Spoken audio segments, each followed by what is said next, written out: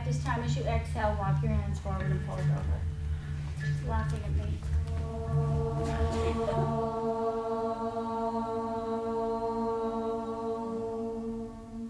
You know, and that's what we are. We're matter and mind. You know, so this is a very interesting thing to be a human being, you know, because we have matter and we have mind, and they are in play all the time. I think this is why vinyasa is so interesting to me, vinyasa yoga, which I describe as a process of arising, abiding, and dissolving.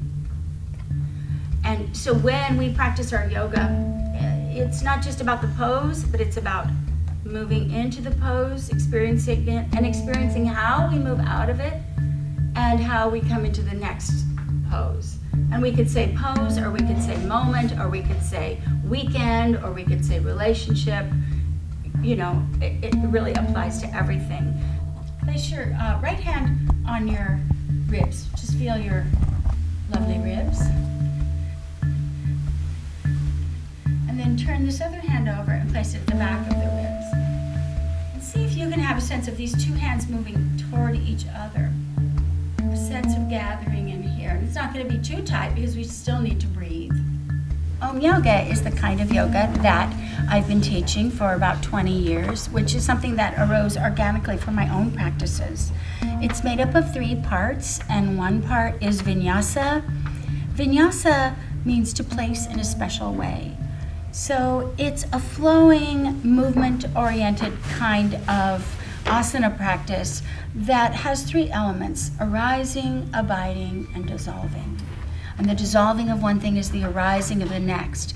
And how we pay attention to that and how we explore one thing evolving into the next, we do by placing ourselves, our bodies, our intention in a special way. With your left index finger, touch the midpoint of your right arm bone.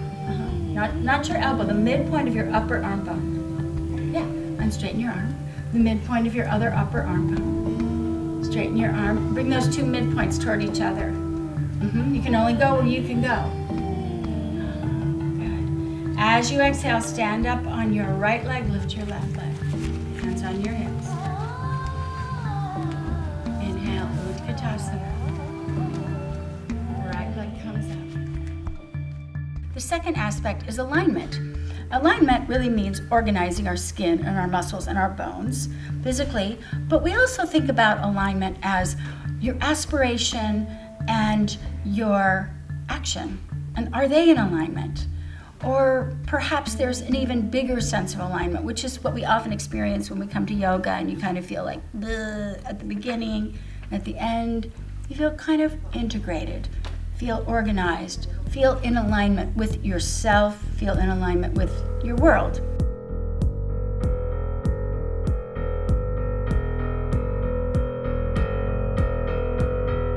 Going forward, oh my God, we're going to pull it back a little bit. And then she'll be able to twist even more. Okay, so the 2 sitting bones are reaching straight back, right? And then she will lift her right heel. Yeah, And she keeps it connected. No one's looking. No. And stand all the way up. Yeah. When no one's looking, she can do it better. Yeah, and this thigh is going to move back to keep her standing. Yeah. And then the connection stays as she comes down. Rewinds. Nice save. That was really good. Okay, thank you. It's all about the save, right? Thank you. The third aspect of Om Yoga are the Buddhist meditation methods of mindfulness and compassion. Mindfulness is already seen in the alignment and in placing in a special way.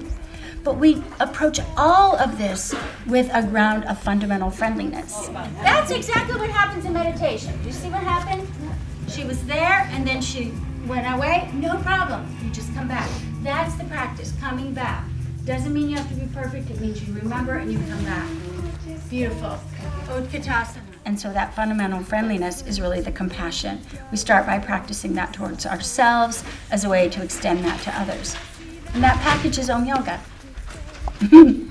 And then keep that connection and come all the way back down. Right, as if it never happened. Impermanence.